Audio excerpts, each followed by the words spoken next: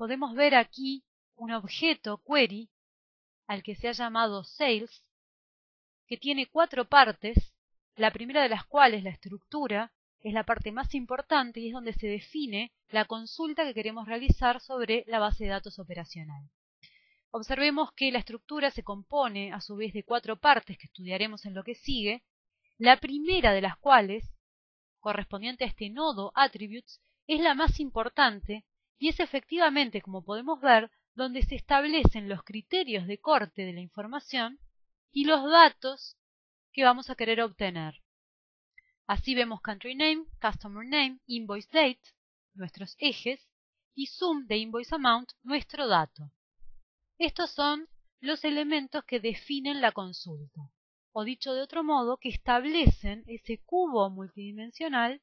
que luego sumarizaremos agrupando por los criterios establecidos. Naturalmente podemos pensar que existe una analogía con un corte de control que corta primero por country name, luego por customer name y luego por invoice date, y para los registros de este último grupo sumariza invoice amount. Si pensamos de esta manera, al igual que para el caso de un corte de control, deberá entonces existir una tabla extendida que contenga todos los atributos involucrados y cuya tabla base hará las veces de la tabla base del corte de control.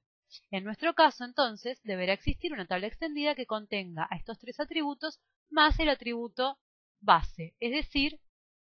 la tabla extendida será aquella que tiene como tabla base a invoice. Observemos por ahora al pasar que también podemos establecer filtros sobre la consulta.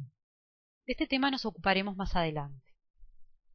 Ahora, ya que hacíamos la analogía con el corte de control, podemos pensar que GeneXus ya nos proveía un mecanismo para establecer una consulta sobre la base de datos cortando la información por distintos criterios y desplegándola, por ejemplo, en un PDF.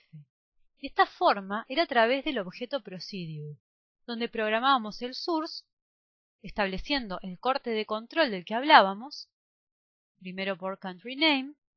luego por customer name, luego por invoice date y dentro de este último grupo sumarizando e imprimiendo a través del comando print la información como resultado del procedimiento,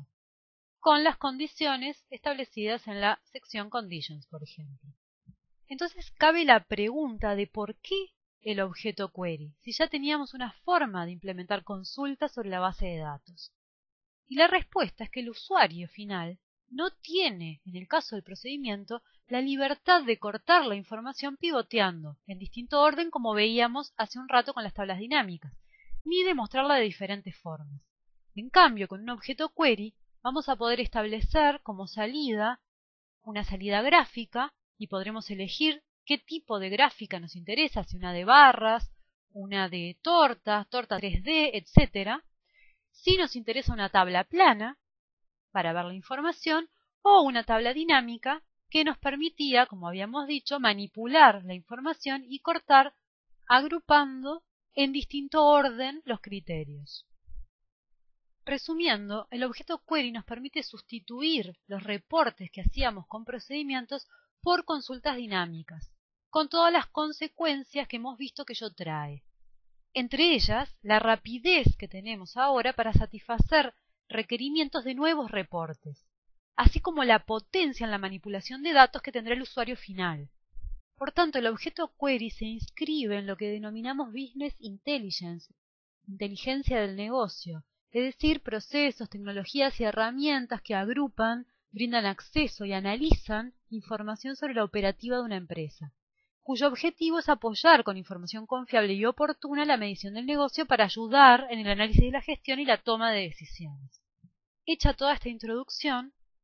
pasaremos a estudiar en detalle el objeto query para establecer el tipo de consultas que es posible realizar a través de él y la forma en que esto se logra.